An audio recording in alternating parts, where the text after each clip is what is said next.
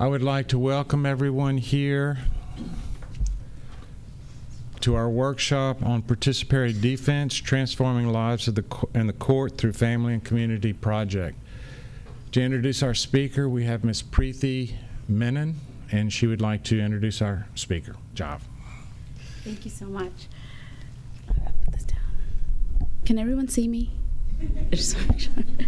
Hi, good morning. Thank you so much for coming to our session. My name is Preeti Menon. I am with the American University.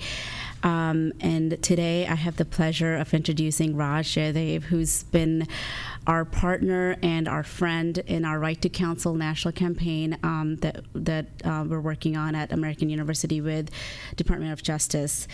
Raj, I'm going to read a little bit of his bio, but then I have my own words for him. So Raj, he's with the Silicon Valley Debugs, Albert Corbis Justice Project. And so what the project does is they're a community engagement model that works with courts in participatory defense. And Raj, he co-founded the Silicon Valley Debug, and they use social media as an outreach resource tool, which is great, and that's one of the things that we're doing with our Right to Counsel movement. So he's with part of the Right to Counsel. He's also on our Market Research Steering Committee, and he'll be presenting today on his project and how they're using community engagement in participatory defense. So with that, come on up, Raj. Please join me in welcoming him.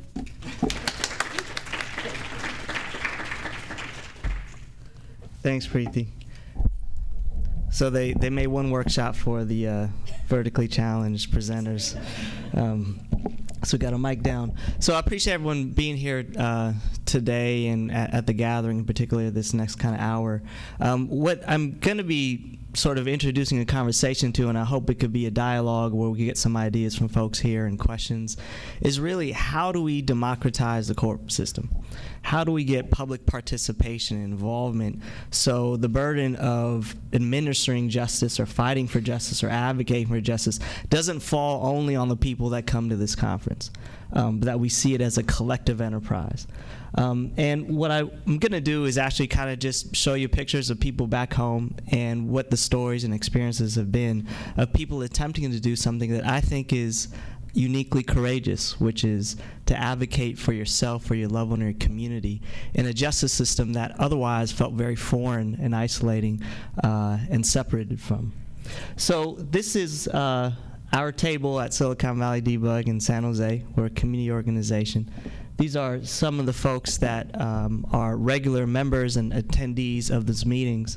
And what you're seeing is actually a snapshot of what happens every Sunday afternoon in my community organization, which is families or individuals are facing charges, their loved ones are facing charges, who otherwise would have felt alone and isolated walking through a court system, are finding camaraderie and solace and comfort and community by doing that road collectively in problem solving and strategizing as a group.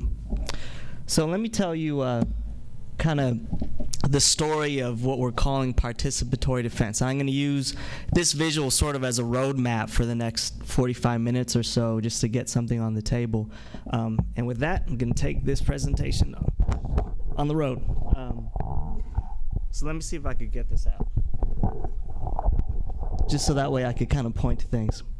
So you'll see in this infographic on the top right corner, it just says community organization, and that's representation of who we are. And I say that, and it looks fairly generic because that's actually the point of the purpose, in that we were not a particular organization that had criminal justice reform in its mission statement nor its byline. What we are representative of is what is very commonplace in cities from Pittsburgh and San Jose and everywhere else, which is community touchstones that young people, that families have in their lives that they go to in moments of crisis or for spaces of transformation. Mic switch. And things that are inherent to them being the building blocks of that region. So we're that community organization that worked particularly with young people of color, families. We actually did a lot of local media work, and that's how we got into some of the social media stuff that Preeti was talking about. And we were that group that was starting to work on issues relevant to whoever walked through our doors. And at one point, the central anchoring issue that we ended up working on was police accountability. And we were that group that would take to the streets when there was a wrongful use of force that was caught on video, when there was an officer-involved shooting death. And we got into that work not by design or strategy. We got into it because it was happening to people that walked through our doors. And so we took to bullhorns and signs and marches and press conferences. And this sort of dynamic that obviously is what this moment today, this was probably 7 years ago, that's what this moment has been defined as when you ask people out on the street or in the public, what is the justice system about? What is the search or quest for justice? People are thinking of people that have been killed out on the street. And they're seeing it as a dynamic question rather than answer a bureaucratic machine. And so this dynamic of taking to the streets and exerting collective power was inherent to us as a community organization. It kind of comes in the playbook when you start a nonprofit working in the community. Well, not an official playbook, but you generally know what to do. You generally have an ethic that says if an individual in your community or group is feeling like an institution is on their neck, you bring the power and authority of the collective to support that individual and then push back on an institution that otherwise felt too strong or too powerful. But here's where we sort of saw our own limitations. We believed in collective action. We knew it worked as a science. We saw it in our ability to change who was running police departments locally. We're able to change policies around arresting practices, particularly in the downtown area. But that was the extent of our agency as a community organization entering a larger criminal justice system.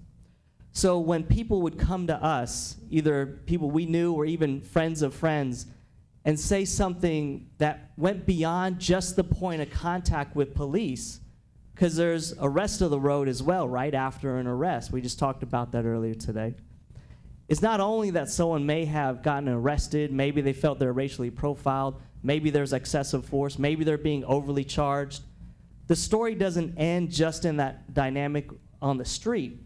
It then goes upstream to the court system. And as a community organization, we ended up sort of sitting on our hands when the rest of that story started.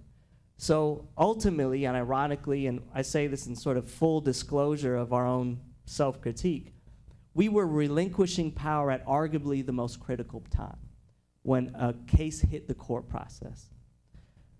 And so people we cared about would end up going to court alone, even though they're part of this vibrant, dynamic, powerful group. And if there's an anxiety-filled space in the city of San Jose, that if you could actually sort of visibly articulate where's the highest anxiety levels, nerves, fear, it's in the line right in front of people going into court. So this is the Santa Clara County courtroom. So the picture is taken actually right where the door is. And this is what this line looks like every morning, Monday through Friday at 8 a.m. And I don't know if this looks familiar to the courts that you work at. But if you're going into court and you don't work there, this is not a good day. It means something happened to you or something happened to someone that you cared about. And you have no idea what's going to happen when you step through those doors. Most people walking out of court don't know what they're going to court for. They just got told by the public defender, show up on Wednesday at 8:30. Or maybe there's some terminology like preliminary exam. They don't know if at sentencing they're going to go to jail or come home. They don't know if there's going to be a bail that they can't afford or can't afford. When they come out, are they still going to have a job? When they come out, are they going to have to go to immigration detention? These are the thoughts that are sort of the common denominator of people that are feeding or being fodder of the court system and then mass incarceration. So this was us, right? We sort of knew what to do out on the street. We believed in collective action. But we'd be letting people we cared about go to a court system essentially alone and have to walk that road by themselves. And so that was really a revelation in our own to say, how can we extend community organizing to some effective space? And what we realized when we kind of looked at ourselves, that thought that we certainly believed community organizing was a way to change reality. We saw it work in every other public arena of our lives. You look at schools, at transportation, economic justice, that equation is the same. That communities that feel disempowered then strategize on collectively how to push back those institutions, to change those schools, to change those local policies or transportation systems or educational programs, healthcare. And we thought, what if we brought that community organizing ethic to the court system? What if we laid it on top? How would that change the dynamic for that one person that's going to the court system? But that was a huge what if and question mark. Because, and this is the reality I think across the country, there's a feeling that if you're not a lawyer, you can't make change in the court system. If you're not a lawyer, that's not your arena to be a change maker. And so what we decided to do was essentially be irreverent to that limitation and say, well, we believe in collective action. We believe in the intellect and capacity of community. Should not that also apply to a court system that we have been fearful of? Because the only thing we see is what happens on the tail end of what people's experiences have been. And so what we did was start looking at the courts and seeing, well, what happens when someone goes to court? And it turns out that they weren't actually fully alone. They did have someone that was by their side helping them navigate through this dizzying, confusing maze. And it was the public defender. This is Jessica Smith, a good friend of ours, and Rusty's mom. Rusty, this is the day that Rusty turned out that he got a not guilty verdict. But here's the reality of our communities is that we knew nothing about the public defender. The only thing we knew about public defenders was our sort of logic or rationale of the way America works. And the way America works is if you have money, you get good service. If you don't have money, you get underperforming service. That also applies for justice. And the only other thing we knew about public defenders is what happened when people we knew were represented by them. And what happened with people is really the result not of the defender, but of the system. People would get jail time. People would get prison time. People would be put on probation. People would take pleas that they didn't want to take. So the perception was, oh, public defenders were not adequate counsel. But we couldn't sort of rest at that reality. If we really cared about what was happening that was, to someone that was going through the machinery of the courts, that didn't mean we could only just say, oh, well, we either have to get Johnny Cochran or nothing's going to happen. We had to increase the performance of the one tool our community had to fight for justice, which was the public defender. And so what we started to do is getting to know them, not as an extension of the court system, but as an extension of our community. And then secondly, bring to bear the power of the collective to change people's individual experiences in the court. So what you'll see here is what you saw in that first image. Those are people sitting around a table, strategizing, problem solving, and bring the story of their court experience to the collective. And so free from this space was the stigma that people face when they're in line going to court. Free from that space was this feeling that I'm the only one that has any capacity to make a change here. And free from this place was this overwhelming feeling that their fate was sealed.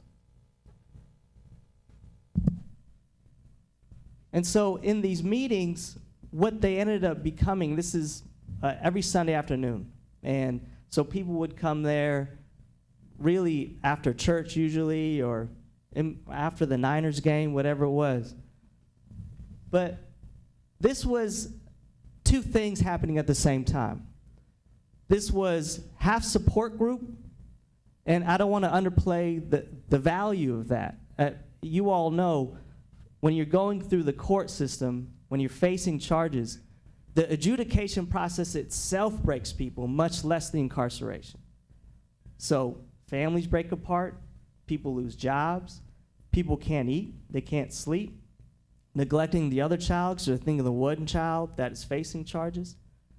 Because it's this feeling that it's them alone doing this isolated walk. And they're doing the isolated walk against prosecutors, judges, juries. They're walking into a room with bailiffs with guns. And so we say just once a week, know that you don't have to handle that all alone. That once a week, you're going to have other people that are not going to judge you, that are going to support you, that you could cry with if you need to cry with. They're going to get to know your loved one that's not out because they can't make bail, and they get to hear a different story of who they are. And these are people that are going to make tactical decisions with you about how to move forward in a proactive, effective way. So half emotional support group, half strategic planning session. And so in these meetings, what happens is, so what you're looking at is actually, this is a clear window that Gail is writing on. And so it's like a whiteboard, it's a clear whiteboard. And so what happens in the meetings is, everyone in the meeting either has a charge or has a loved one or someone they care about that's facing a charge. And it's anywhere within the spectrum of a court process. It could be they just got arrested 2 days before. It could be after trial before sentencing. It could be a misdemeanor. It could be a felony, juvenile, whatever. And they come to the group and they get asked two fundamental questions. One is an update for us to locate procedurally where the case is. And that is also a pretty big challenge because folks don't know where they are really. You know, all you have is a court date and you don't know what some of these terms mean. People don't go to client school. There's no reason people should know this stuff unless usually it's too late. And so the group locates where the case is, and the person facilitating is usually someone that had been through the process themselves. First came to us for their own family member and is now wanting to give back and support other families. And then the next question they get is next steps or to-dos. And so sometimes it's finding out the information of those locating questions. Who's your public defender? When's the next court date? What's the purpose of the next court date? How much is bail? Has there been a bail hearing? What can you bring to the bail hearing that could help the defender argue in front of the judge why bail should be reduced? And so there's a transformation of the person's sense of agency of their relationship to the court process. Where before, when you're walking into that court, you're walking into someone else's machine. And when you have a week where you're gearing up, where you're planning, where you're taking steps, they're walking into court with a sense of agency that they also have a space too. They're not just the recipient of whatever happens there. And so we started developing a methodology that was based on people sharing their experiences at court. And so people started sharing different ways that they could either tell the fuller story of their loved one so that the judge making a decision at sentencing has a better sense of who that person is, that the prosecutor knows that person more than just a case file or the collateral consequences beyond the incarceration just for them, but for the people who love them. And we started seeing outcomes from people telling those stories, collecting those stories, but also even helping prepare on defenses. So the public defenders that became sort of the extensions of this group, of these families, are overburdened with too many cases. And so even if they want to give a really zealous defense, they could sure use some support and some resources. Well, the one resource that had not been tapped, that was there all along, were the families and communities of the people they represented. That was as committed, if not more committed, to making sure that case gets a just ending. And so they started, so these are all police reports and discovery that people are reviewing. They're pointing out inconsistencies in the way the prosecutor's defining and describing the case. They're filling in the missing blank spots so that the defense could have a strategy and a picture that at least catches up to the prosecutorial strategy. They're going with each other to court so that when a judge or a jury sees a defendant, they don't see a man on an island, but they see someone that has backup and support and is part of something. And the experience of that person changes dramatically inside and outside of court. And so what we started seeing, though, was not just that it changed the feeling, and that's important to us, quite frankly. I'm an organizer, so that means that I have sometimes a different barometer than others do when it comes to things like courts. One of the important barometers for us is, does the person who feels disempowered transform in their sense of agency? That's an important barometer for us. And can the courts actually be a space where people end up feeling powerful? We've been told that really you're leaving the fate of yourself to others. We think it's possible. But we also saw tangible results too. We started seeing acquittals. We started seeing charges getting dropped. We saw sentences cut in half and reduced. We saw felonies become misdemeanors. And it was all about really just adding a community organizing ethos to a court system that otherwise had really been insulated from it because of that mind frame that if you're a lawyer, that's not your place. And so what we saw was just a drop of community ethic organizing could make dramatic differences in people's lives and the way the court was understanding the public, or people that were really thought of as sort of just the lifeblood of the court system of incarceration, but not necessarily an active agent of change. And so this is an example. Preeti was saying earlier, I was on the West Coast, so we're in just a county just north of Seattle yesterday. Snohomish, Snohomish County. Anyone from Snohomish? Okay. So we're in Snohomish County. So what we're doing is we'll meet with community groups and public defenders and kind of talk through the model and how they could do this thing too. And so one of the things that we ended up doing with counties is we'll come up with this points of intervention concept, which is, so you can't read it probably, but this is just a horizontal timeline of the court process. And we find it on any district attorney's website and anywhere in the country. And what we do is we just take that graphic and then we put our own words to it. And so what we're saying, well, and actually what the general public consciousness is saying is, oh, you want to know what happens to someone in court? Here's what happens. They go through these steps: arrest, this one is preliminary appearance, probable cause hearing, arraignment, omnibus hearing, trial, sentencing, appeal, right? Done deal.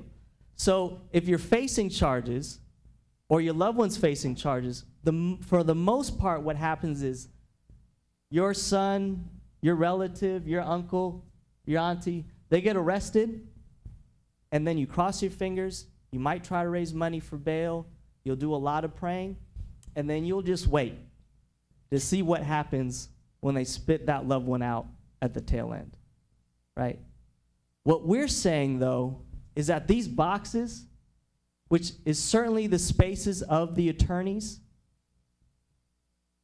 actually leave spaces for what the public or the family or the community can do. And that's the line in between. And so what we identify in each county is what are things you could do in between each court session. So after arrest and before prelim, what can you do? You don't have to just wait and show up. You could document what happened at the incident. You could review police reports. You could start your mitigation packet or social biography packet. You could also show up at court for the bail hearing, show proof of community ties and employment. That could change whether someone's in custody or out of custody. And then you could show up at that initial arraignment with a front-loaded case that at least allows the defense attorney to play catch-up, right? At least give them a fair shot to give an adequate defense. And so there's all these, I kind of just brought it up just to show the symbols of it. I don't need to get into detail, but there are things to do throughout the whole process. After the probable cause hearing, reading the transcript, pointing out consistencies. Look at what an officer said at the preliminary hearing versus what they said after initial arrest. Making sure you affect the sentencing when there's some discretion by the judge. And so what we found was it did not have to be this dry set of boxes, but could actually be spaces that community and the public could get involved in. And I just wanted to at least tell an initial example so you could see the biology of it, not just the physics, which is, so this is Carnell, and he would come to our Sunday meetings every week. And we knew him principally as a dad. So he has young daughters here. And he'd come every week, he'd bring his girls. There's a park across the street from Debug, so they'd all go to the park after, which is probably half the reason they wanted to come. But he came to us after he took a plea and before sentencing. And he had a low-level drug charge. It was actually a $25 drug charge, sold to an undercover. But he had drug priors. And so he took the plea, but he was facing a 5-year prison sentence. And I remember him saying, look, I could do the time. He'd been in prison before. But he said, if I go in, they're going to take my girls. He's a single father. And so using that kind of model that we talked about earlier, we thought people need to know what's at stake here. They need, when they look at his docket, when they look at his case file, they need to know what's at stake. And so we gave him a camera. And we said, take pictures of what it's like being a dad in a day. And so he took pictures of making the girls breakfast, of getting ready for school, picking them up, taking them to after school programs, doing homework, the whole nine. And it ended up being this photo essay that he then turned into his probation officer, because the probation had to do an indicated sentence report. And then his defense, and won her over, and then his defense attorney, his public defender, used it at sentencing. And that initial 5 years that the judge had indicated was the lowest they're going to go, turned from a 5-year prison sentence to a 6-month outpatient drug program. And it happened so that Carnell could be in his girls' lives, they would have a father in their life, and it was because the court, and I know I'm using this vague, cloud-like terminology, understood Carnell as more than just a number and more than just a case file. And it was all from really the story that Carnell could share. And so we started seeing stories like Carnell and a multitude of others happen through really this engagement with the court system that had not been tried because it's so intimidating. But we found comfort and sort of courage in one another. And when I said that we started seeing outcomes, what we wanted to do was build the experience so it didn't just become lore. Well, this one thing happened to this one guy, but that's not going to happen with me, right? So I told you earlier that we write the names of people on the whiteboard of who you're there for. So like if this was a meeting, you'd come in and let's say your cousin was arrested. You'd come in and we'd say, okay, we'd give you a little kind of rap in the beginning about what you're into. Because the first thing people ask is, who's a lawyer? And then we say, well, no one here is a lawyer.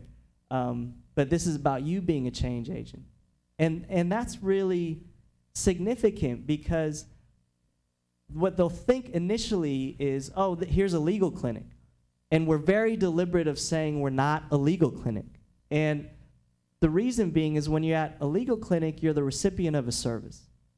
And if you're a recipient of a service, it's about the quality of the service provider, not you. You're not really the central agent of change. So while it's organizing versus in service, we say you're the person that has to participate, engage, and will determine the outcome of this case. So they come to the meeting, they sort of hesitantly say, okay, I think I'll give it a shot. They say their loved one's name. They got a to-do list that they work on during the week. It's a different relationship to the work than they had before in the courts.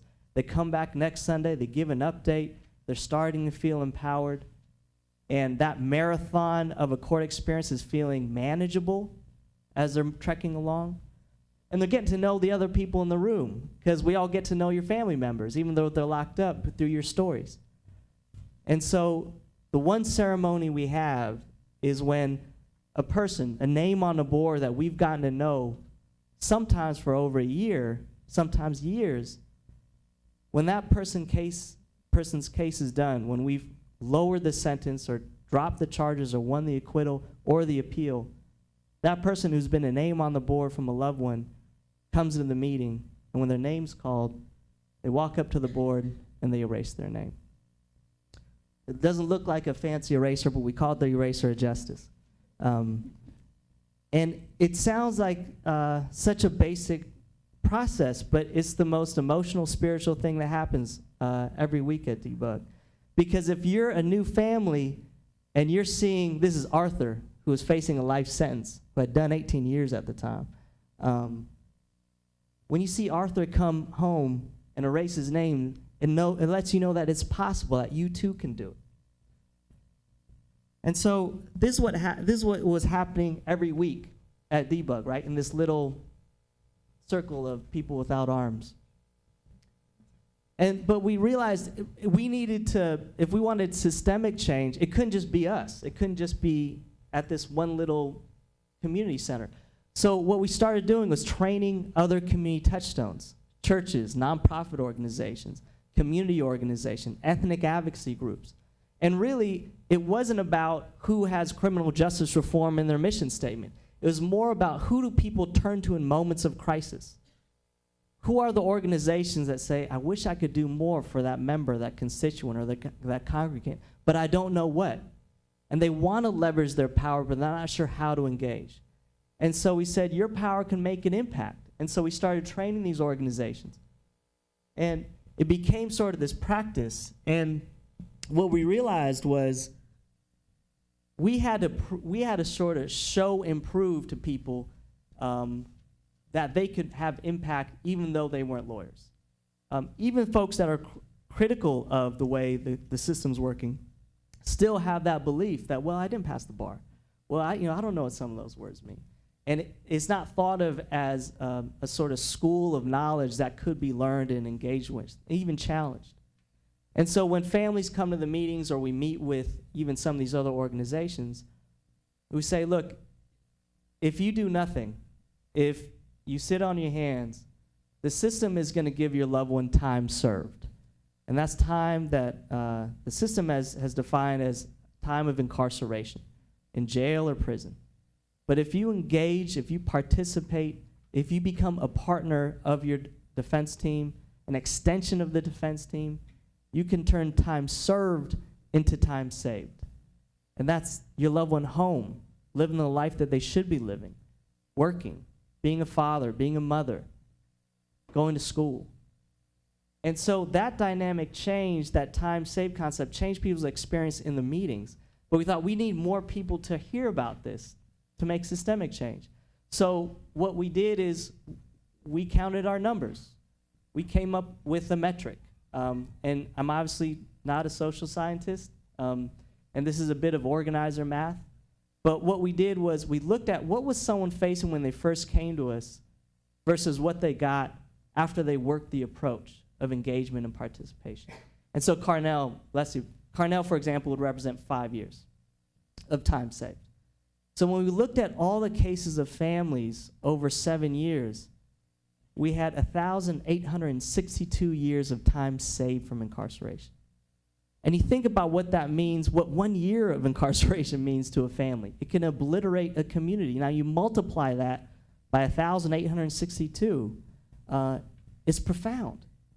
And certainly the most important part is how it affects lives and families and communities. But if you consider that in California, 1 year of incarceration in our prison system equates to roughly $60,000. These families saved the state gazillions of dollars, like a huge amount of money. So what we did was we would pronounce the number, the metric, and let people know that they could be part of the adding total. Because people have seen mass incarceration as something that you're just the recipient of. You have to wait for it to crash on you. But us saying, no, look, you could push back individually in your own life and then collectively with others. And so what we did is we celebrated it when we did our count, which was the end of 2014. We got this number. And we had a party. We called it the 1800 party. It wasn't a good name for a party. Caused some confusion. But what we did was we brought all the families together that made up those numbers. And we brought the public defenders that fought for people to get those numbers. And they celebrated one another. And I gotta say too, for public defenders who get vilified in most places, right? You think about their job is to defend people that the rest of society said are irredeemable or criminal or detractors. That's their job. And then they go to court and then they have to deal with prosecutors that may feel a certain way, judges that may feel a certain way, even their clients feel a certain way, right? So for them to go to a space to actually be honored and celebrated for their fight among people that arguably matter the most, the people they represent, the reason why they went to law school, to hear them say, you're now part of my family and thank you so much because my dad's home because of you. It did something and transformed not just for the family, but for them too. And so now we're actually at over 2,500 years now, right? 2,570. And so then we thought, well, everyone that came to the party understood this concept, but we have this hanging in the public defender's office lobby. It says, time served, 18 years on the bottom, when families and public defenders work together. And there's Lisa Coulter, who's looking sad and alone and incarcerated. So imagine you're walking into the public defender's office, you see this image and you see Lisa staring back at you, and you think, that's just like me. There's nothing I could do. My public defender's not going to help me. I'm going to end up locked up in prisoner jail. And then you turn your head slightly, and you see that time served became time saved, and 18 years became life. And Lisa Coulter isn't incarcerated. She's home with her daughter and her granddaughter. And it says, when families and public defenders work together, the rest of the sentence comes in where it says, loved ones come home. And then you could go to the QR code and see a 14-minute video of how Lisa and her attorney, Megan Piano, did it. What we wanted to show was that your fate did not have to be sealed and that your life could be mobile based on what you do. And so then when you go and see that change, you walk into the public defender meeting with a different attitude or sense of possibility. Do you see when it switched? Because sometimes if you put your head down, you look up, you're like, wait, what's happening? You switch the slide. I didn't switch the slide. So it's called a lenticular print. It's used mainly in kids' toys, like bookmarks and Ninja Turtles. This is sort of where we're at in our little roadmap infographic. But what happened too was that it wasn't just families working on, how long do I have still? 10?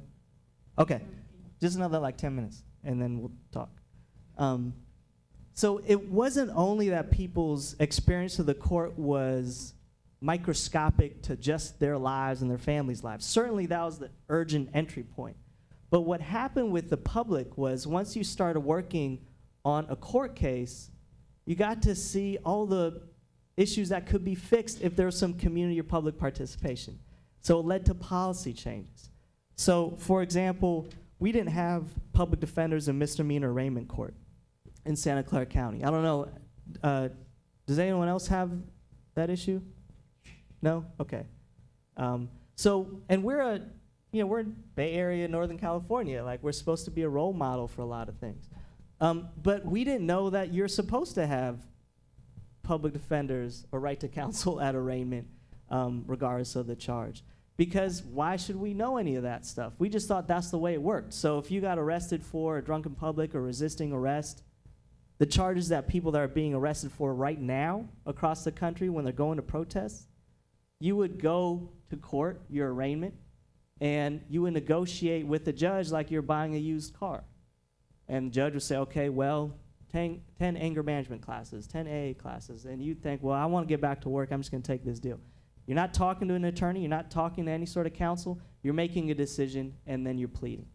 So we had thousands of people that were pleading and catching a criminal record unnecessarily on a daily basis in our court system. And it wasn't until we started doing the work, meaning families advocating and looking up at what other counties were doing, we thought, oh, wait, we do have a right to counsel. We should have attorneys at misdemeanor arraignment court. And so we went and met with our county public defender. And our county public defender said, yeah, I wish we had public defenders in misdemeanor arraignment court. I've been asking for it year in, year out come budget season. But it wasn't her decision. Actually, it was the decision of the county, the Board of Supervisors. There's one of our great public defenders, Kier, from Philadelphia.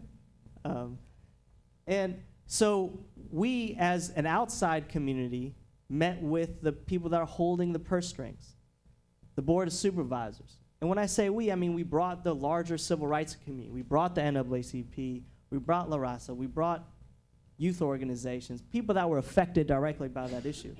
And we told those Board of Supervisors that we want you to increase the budget of the public defender so that she can staff misdemeanor arraignment courts. And that's not her priority, that's our priority. So they've been hearing this every year from her. It didn't mean anything, to hear a public defender say, I need more and a larger budget come budget season is not new, right? But for the public to say, us as your constituents, us as that have elected you in office and can elect you out, we have made this a political priority, was enough for them to do what was right. And then shortly after, we now have public defenders staffing misdemeanor arraignment courts. And it's similar to some of the conversations that was happening earlier today, which is that is intricacies and language of the courts that are absolutely impactful in people's lives, but the language of the court system has separated or insulated themselves from that public dialogue. Because if I went around during that time and I went to those same groups, if I went to the NAACP, if I went to La Raza, if I went to people that I know believe in justice and equal treatment and fairness, and I said, come to our march this Saturday, and the flyer could be as dazzling as it could be, said, come to a march where we're going to be advocating for public defenders to staff out of custody misdemeanor courts. March starts at 12. Be there on time. It's going to be a lonely march. People are not showing up at that march. But if we translate the language into what we're really talking about, like bail, what we're really talking about, people's liberty and freedom, if we say, come to that march where we're making sure that poor people, that people of color, that people that have been fodder of mass incarceration, that have been labeled with a criminal record, are actually given due process, given right to counsel, that are given a shot at justice, people would come to that rally. And the articulation of it became important. So, all to say that the individual cases lifted the hood off the court system that had felt very foreign. And so people started to engage in new ways.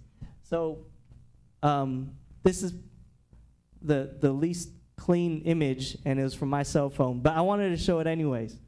So the reason being is this is the same table, right? So this is that table where families are coming together, but you can't see it maybe because of the lighting. These are all families who have loved ones that were juveniles charged as adults. Some as young as 14 charged as adults facing life sentences. And they all worked on their cases, but they also worked on a new piece of legislation that's going to be on the ballot in November that will stop the process of direct filing by prosecutors and change the way judges deliberate on who is quote unquote redeemable or irredeemable to stay in juvenile court or go to adult prison. And the reason why I wanted to, so this is they actually gathered signatures in front of Juvenile Hall. And the reason why I wanted to bring that up was because it shows the sort of new set of possibilities that the public has once they realize that the court is theirs as well. That you don't have to accept this is the way it works. Direct filing does not have to be something that is cemented forever. And so we brought the powers of family to legislative change. The governor has also endorsed this, and we think the likelihood is pretty high that we're going to win this. While some of these folks have pending cases, if we win this, they're holding off their cases till over November. It'll make a huge difference on these young people's lives. So we talked about bail, so I wanted to give an example. When you think about the bail reform discussion now, and we look at places like Kentucky, and it's been discussed earlier today in the plenary, that is absolutely a question about democracy, fairness, The racial injustices that come with money bail are as evident as why people are marching out on the streets today.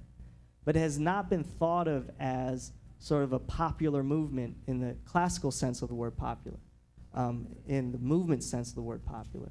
And so what we've done is try to make it a grassroots groundswell in our county of Santa Clara. So we worked with the county council, the county executive's office, to get data on how is our county using money bail, and what's the impact, and what are the racial discrepancies, and what does it mean for people that can't make bail. We knew the anecdotal stories, but we wanted the data so that we could tell our colleagues, our friends, our community, this is an important issue. The same reason why you're marching on the streets against police violence, this is an extension of that. It's absolutely in the same family of injustices.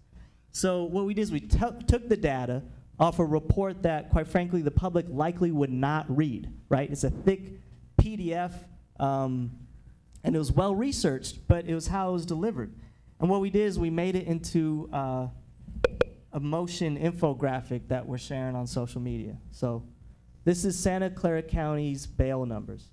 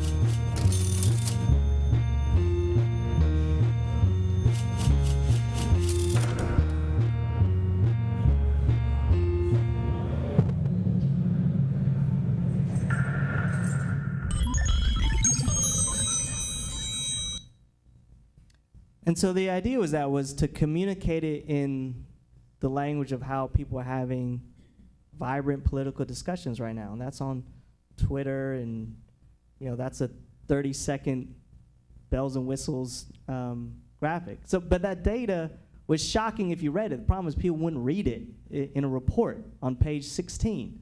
But if you could present it like this, it could help challenge what has been this invisible force field of the way the courts work.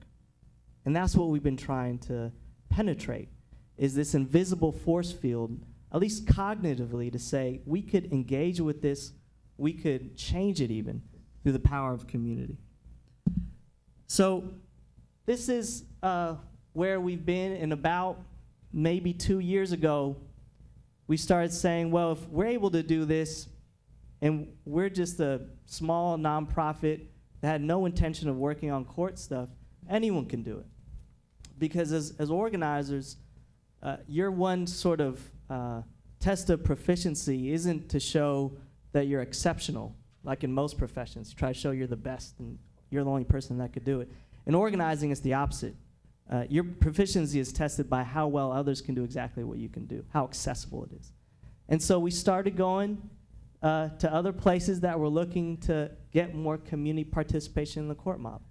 So we went to Montgomery County, where Kira was at. That was one of the first counties we went to, and worked with a local organization that they were connected to that was mainly doing reentry. They're actually going into prisons and that sort of thing. Thought if you could do reentry, you could do no entry too. And they started their weekly meetings, and they're so vibrant now, they started another hub in the other side of the county. And then we also went to all over, these stars, this is kind of outdated, but we're probably happening in about 5-6 states right now.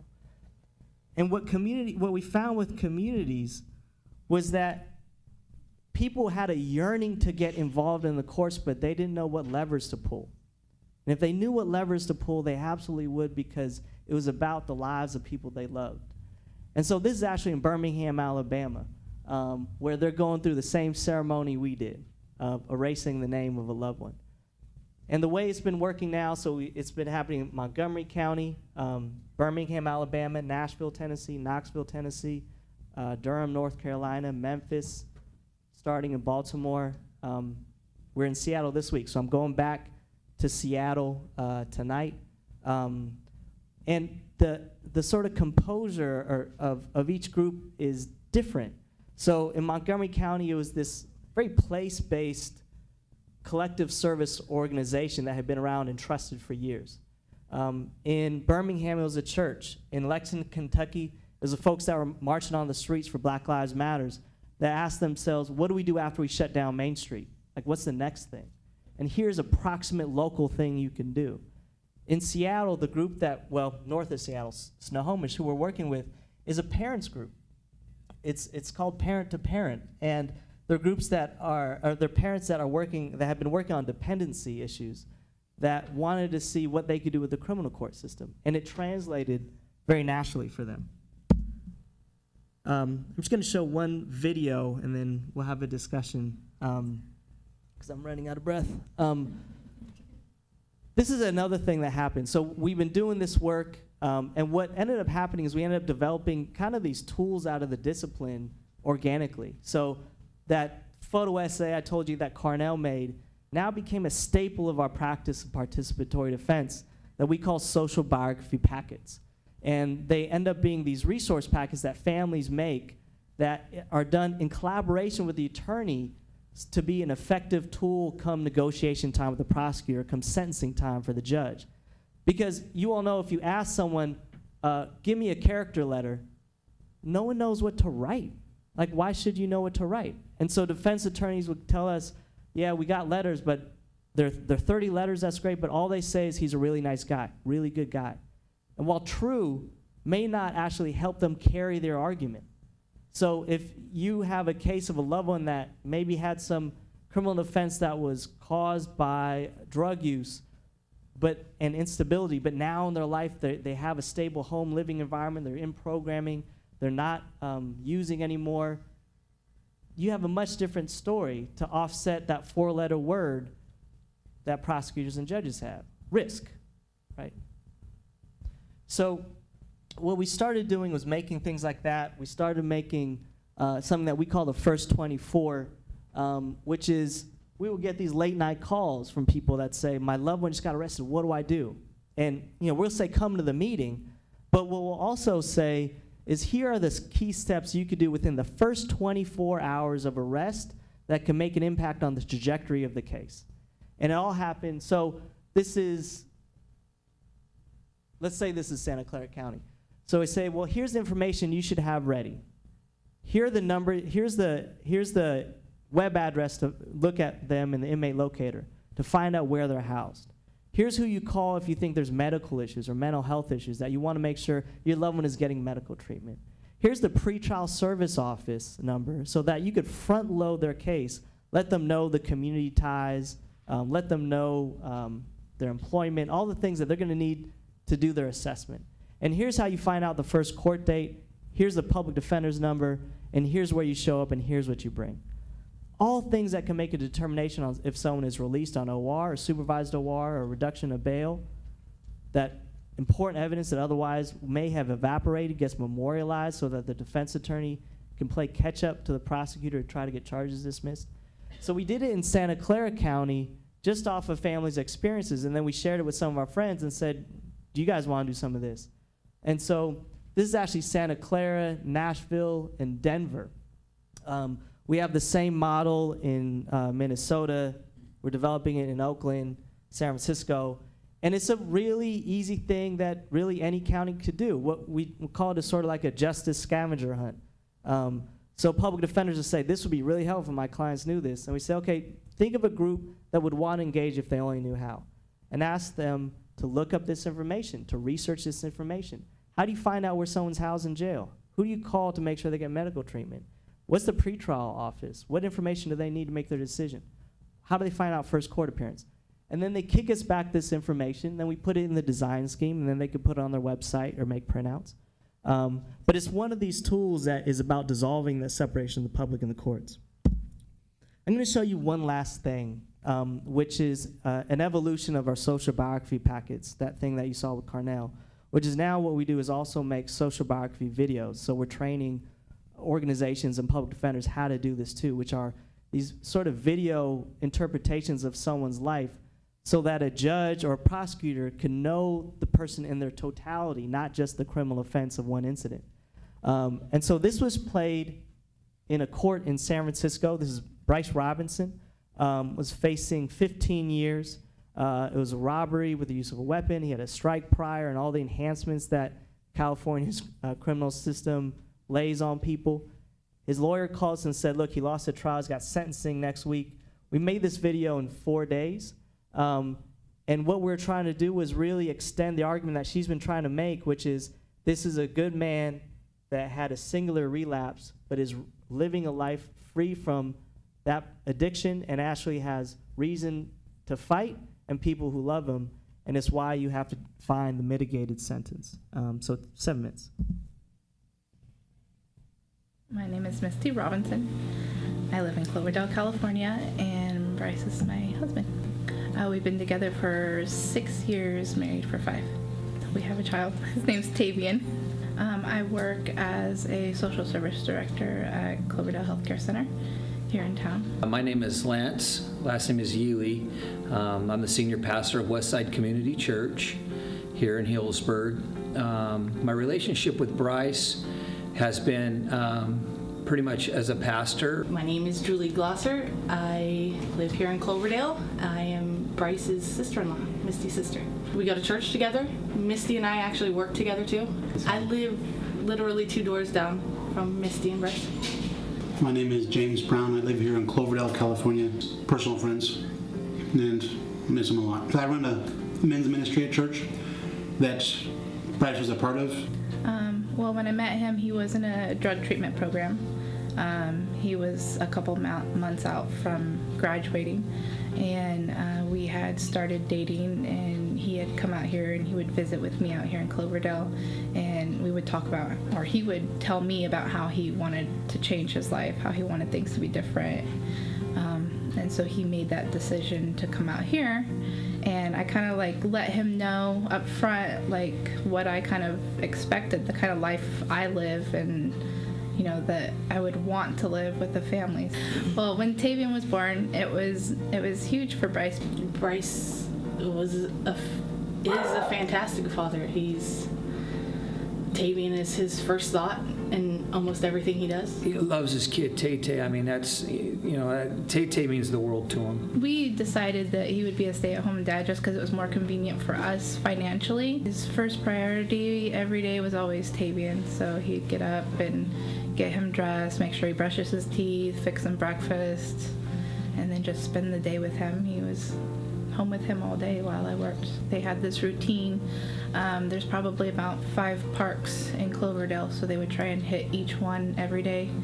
And he doesn't drive, so they had to walk around town. So it's a small town, so it was easy for them to do that every day. Cloverdale is approximately 8,000 people strong.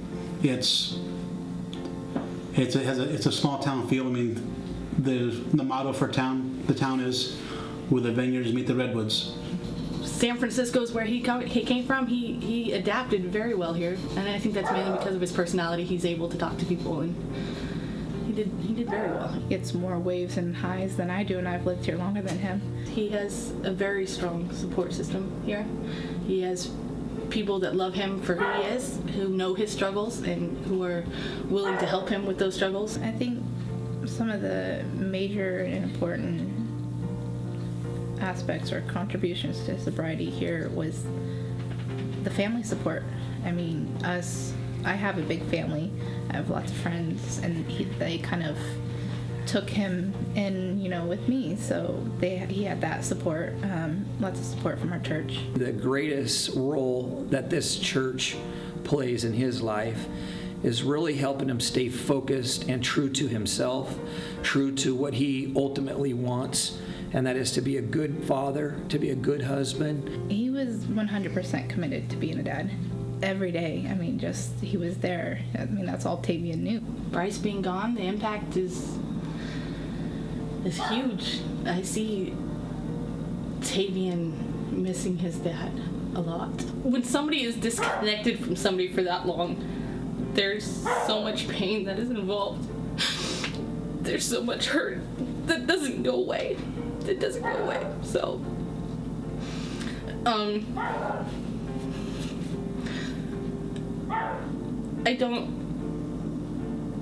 I know Misty's pain because, I mean, raising family, having a child that wants their dad around and not knowing how to fix that for them is so painful.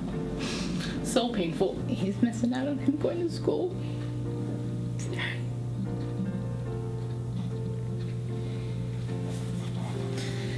That was like Bryce's goal. He couldn't wait for Tavian to start school so he could walk him to school every day, be there with him, and help him with his homework. I know that pain from my own kids, and I see it in his eyes. It shows a lot. He tries to be strong for his mom, but it shows. He hurts. Misty,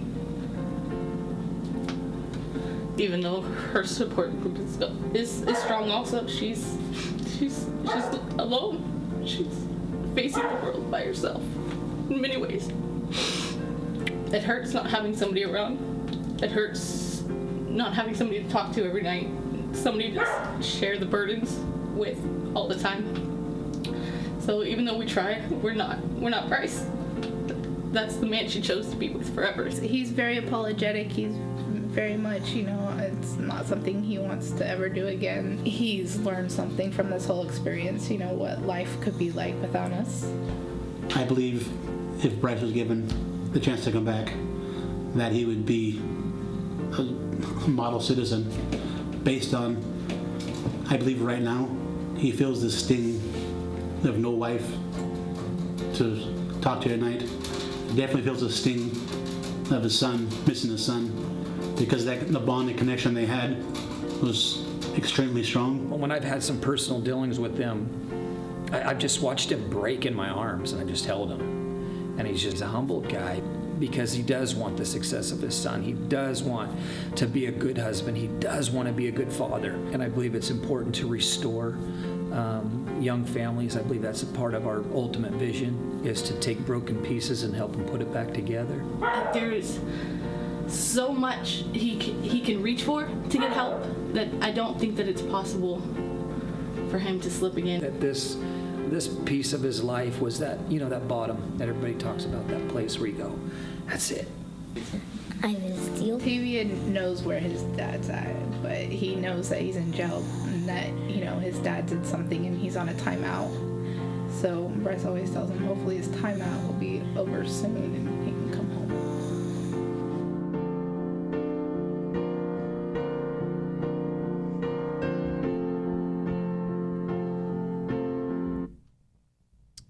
So we played that video of, or the defense attorney played it in court.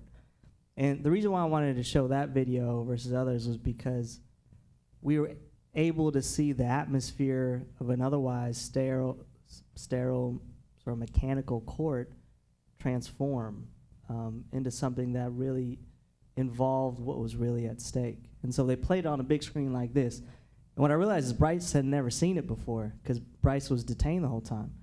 And, most people don't see videos of themselves where people who love say how much they love them and what they're going to commit to. And so, everyone was crying, that kind of thing. But the judge went from 15 years to a 5-year mitigated sentence. And, you all are kind of the only fraternity that could understand the purgatory of celebrating 5 years. Because, it's 5 years incarceration, but it also means that Tay-Tay's still going to be a young boy versus an adult. So we're doing that and showing groups how to do it. I think it's sort of the future of mitigation work. But I wanted to bring this photo up to close because think of the different experience that someone has if they didn't see the courts as something that was community accessible, which is what the presumption is, versus them walking into court armed with all that sense of power and capacity and agency. and what the building they walk into ends up being very different. So that's what I wanted to share. And if folks have questions or comments, Kira's here too, who's launched this in Montgomery County, and we're starting in Philadelphia. I think they even, was that? That's right. Okay. Did the first 24, right? I think they met and started the first 24. Well, not yet. They're doing it? Yeah, yeah. Oh.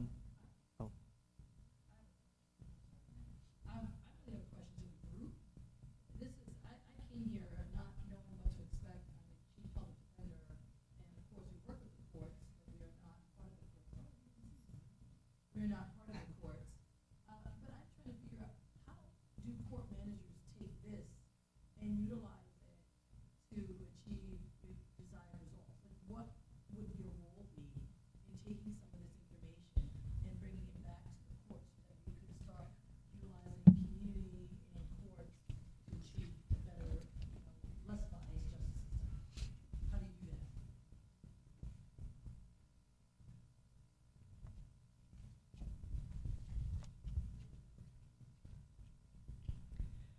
One of the court's initiatives over the past several years has been to improve community communications. And the development of self-help centers has been a big initiative also. And so I think if courts could help provide this information so that people who want to represent themselves would have a place to go, rather than expecting the clerk at the counter to try and advise them or give them other information, it might be useful for them to have an alternative place to get information.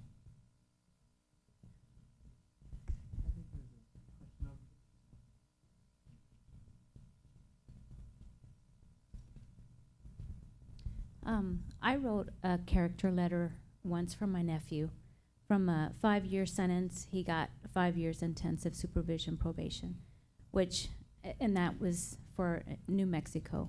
Well, I work for a judge here in Texas. How do you convince a judge? There are some judges that feel character letters are ex parte communication, and they shouldn't use that to rule on sentencing. How do you convince some of those judges that, you can use the character letters?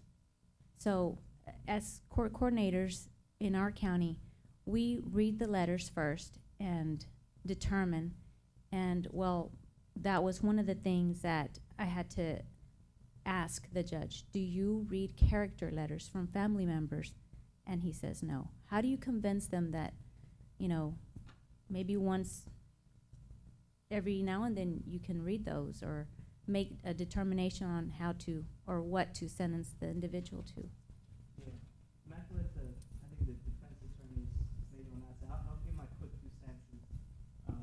What we've been doing is our social biography packets are almost more honed in instruments of the defense attorney versus sort of just broad speaking character letters. So they're sort of in the involved discussions that's already been happening about the case with the prosecutor and the judge. So judge is saying, look, he has a history of reoffending, and unless something changes, I'm going to lean heavy. So the social biography packet is intentionally designed, laser beamed in to address his or her particular issues. So it could be there are people in his life that are no longer in his life. There, opportunities that weren't there that are there now. So it's less general and more specific. But Kira, you might have something about what happens in those chambers that I don't. Well, I know one thing that I don't know about your demonstrations. I know in Philadelphia, many people who are going to sentencing, no one is allowed to represent themselves. So we don't have that process. Everyone has to have a counsel. Either it's court-appointed public defender or it's some private counsel or pro bono counsel. But if you don't involve the defense attorney, then it's going to be hard to convince a judge it's not ex parte. So what we would do, or what I would say, is that the defense attorney would have to provide this information both to the judge and the prosecutor in anticipation of sentencing. And it's kind of like an advancement of a sentencing memorandum or a sentencing argument, just to use in advance, because most judges would like to think about these things before they make these final determinations. if that's not the practice, and then it could start with the defense attorneys starting to provide information to the court sooner, but making sure that the district attorney is also informed that this is what they will be using to argue at the sentencing for whatever it is. So it has to be a two-part process, and if you have people that represent themselves, then it would be to send it to the district attorney as well, because they're going to be using it regardless. It's not as if this is a secret. This is something that they're going to be presenting in open court.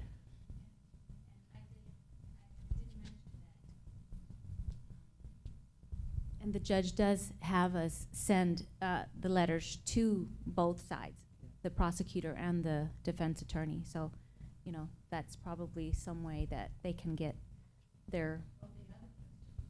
We also tell our clients never send a letter to a judge alone without sending it to the defense attorney first, because that's really a huge issue when we have a few families and clients sending letters straight to the judge without a defense attorney at least vetting it or letting it, you know, understanding what it is, because it really could be disruptive to the process if it doesn't have the right information in it.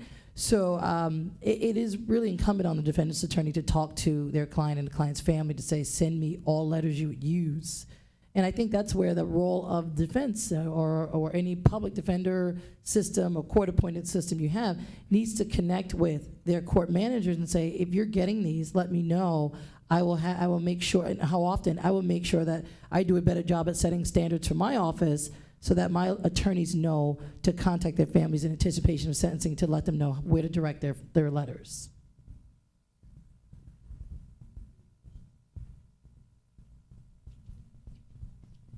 Thank you, Kara. And I have a quick question for you, actually, Raj. So, oh, was there? No, go ahead.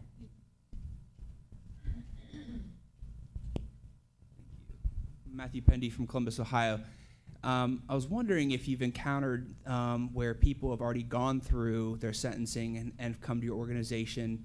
How have you thought about helping those people with expungement or sealing of records hearings? Is that something that you've encountered where it's past the time? And, you know, how do you go about helping those people? Because, you know, in my court, we have a lot of people that, you know, they don't have a rep at their expungement hearing. And that would be something that I think could be big for them to get that second chance instead of, you know, right now you're dealing with it in real time. I get it. But what about the past? All these people that we see every day that can't get to the next step. So that was my question for you. Have you encountered that? Or have you thought about dealing with those people, or have they even come to see you? Yeah. Yeah, absolutely. So folks are looking at their relationship with the criminal justice system not as static, but as something that is just sort of hovering all the time. So even if your case was old, that doesn't mean that your moment of opportunity to make a change in it has elapsed. So people still come to us and say, yeah, I got this case back in, 98. So families are essentially employing the same model. So they'd still write their name on the board, and then their to-do list might look slightly different. But absolutely, they'd still be working on expungements. And we have folks that, their loved ones are doing life. And it doesn't mean just because a sentence was rendered that their child evaporated. There's things to work on still. There's appeals and also even conditions in the prisons and jails. Thank you, Raj. Just real quick, can you, I know you've made a difference in people's lives in terms of people who come to you and, you explain the process to them so they understand the justice system a little bit better. What about just community as a whole? Have you seen that folks coming in have a better understanding because of your organization? Yeah, I mean, I think what people get when they come to this meeting is what they often don't get when they go on their own into the court system, which is a license to say that I have a place to make some impact here. And it's just a totally different orientation to the bureaucracy. But once that shift happens, it's a permanent shift. And so there's different changes in, folks in what they're asking of their public defenders or their DAs or the way they're looking at courts or penal codes and things like that. So it's a permanent shift. Great, thank you. Are there any more questions? Great, thank you so much, and I really wish you had warned me about that last video. Yeah. But thank you so much. Yeah. Thanks, Preeti.